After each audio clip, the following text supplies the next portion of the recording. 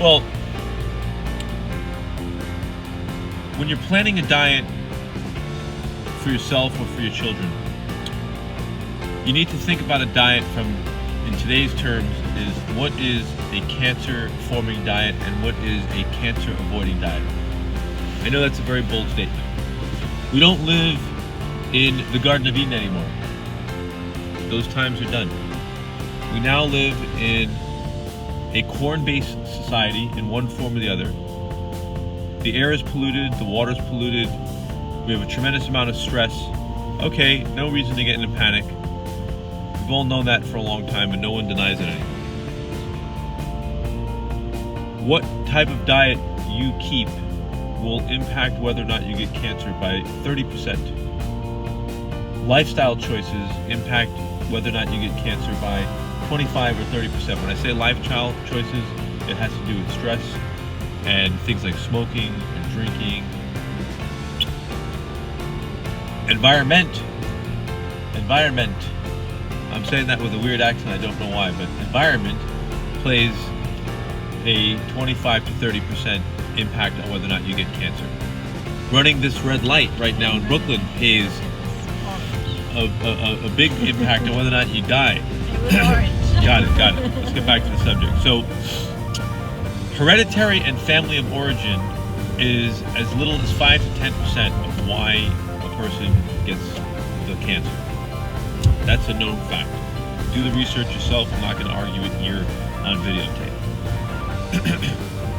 Most diseases, 80, 90% of diseases, have their origin in inflammation. And what is inflammation? Inflammation is a swelling, so to speak, on a cellular level of a cell, and when a cell is inflamed, it cannot carry out its task, its function, its purpose, as when it's in a normal, healthy state. Now, I didn't say that the way a doctor would say it. I said it the way a layman. I have degrees in nothing. I said that in a layman's terminology. I know that I could say it better if I had some time to practice, but I'm saying it in a simplified way, okay? And I know this is true because I've dreamt about it. I see it in my dreams about inflammation. And we could do a whole video on inflammation, a little discussion about inflammation, but we were talking about diet. Let's say focus on diet. So, when you eat foods that are hard to break down or resist digestion, they stay in your system longer and they ferment, they rot, they become necrotic. The longer the foods in your system, it becomes sort of like a beer vat, like an alcohol factory. The food ferments because it sits there and bacteria can eat away with it, and the bacteria, in their feeding frenzy, they give off waste material. They have off-gassing. Now, that's a controversial subject, I know that, but it's actually something that people in the higher degree of medicine understand, that it's the off-gassing that gets into the bloodstream that creates inflammation. And so one would say that when you eat a diet of foods that are very easy to digest, such as fruits, they digest very quickly, and vegetables, nuts, sprouts, seeds, things that are live, actually live foods, because they contain enzymes that help them digest. And you're actually designed to digest fruits and vegetables. You're a carbohydrate burning machine. Certainly not a processed food carbohydrate burning machine, but a raw, natural form carbohydrate burning machine. That's also controversial. People don't actually believe that you're designed to eat fruit and vegetables. That's what you're designed to do. I know that you have fruits and vegetables. You don't hear you because the mic's plugged into me. So when you're planning your diet, the first thing that you want to plan your diet is how to avoid processed foods. They do not match the template that's inside your chemistry, what your chemistry is expecting. It's expecting things to be as close to nature as humanly possible. It's not expecting highly heated foods, chemicals, preservatives, food coloring, synthetic foods. It's expecting atoms from fruits and vegetables and plants, a plant-based diet. That's what the body's expecting.